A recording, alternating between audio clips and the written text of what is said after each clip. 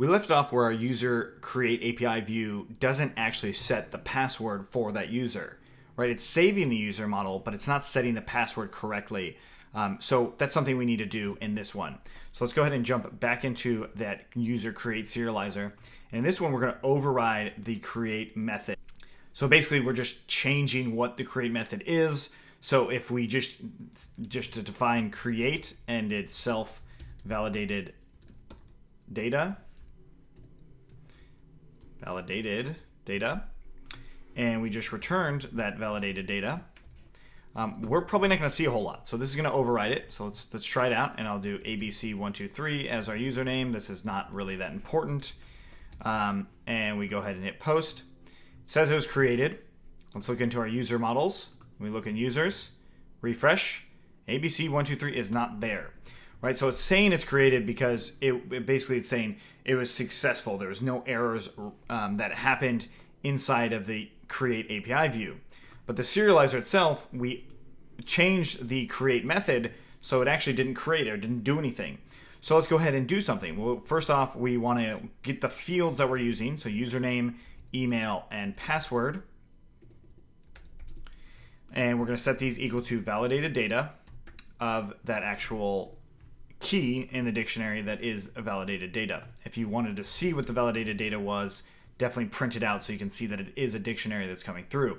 So we're going to use this validated data for each one of these newly set variables, username, email, password. And we're also going to reorganize these. Username, email, password makes more sense. Okay, so now that we've got that, we're going to make a user object, and it's going to be a user class, right? So we've already imported the user class or created the user class. And we're going to just set, first of all, username equals to username and email equals to email. Do note that this is validated data, so we can assume that this data is good data. We will work on validations next, but right now we can just assume that that's the case. So right here, this is creating that user object. So what we can do here is user object.save, right? So that actually creates it, that saves it. So we first of all create an instance of it, and then this .save saves that instance into the database. So there's one step in here that we skipped, and that's user object.set_password, and that's going to be the password. All right, so now this will actually create our user model as needed. So I'm going to get rid of this print of validated data. This will actually do it just like what we've seen in our regular view. So if we look in our register view, we set that password there as well. It's pretty much exactly like this, with that exception that we just slightly changed the way it's done. So validated data would be the next thing that we actually want to update. But let's go ahead and test this before we do the validated data.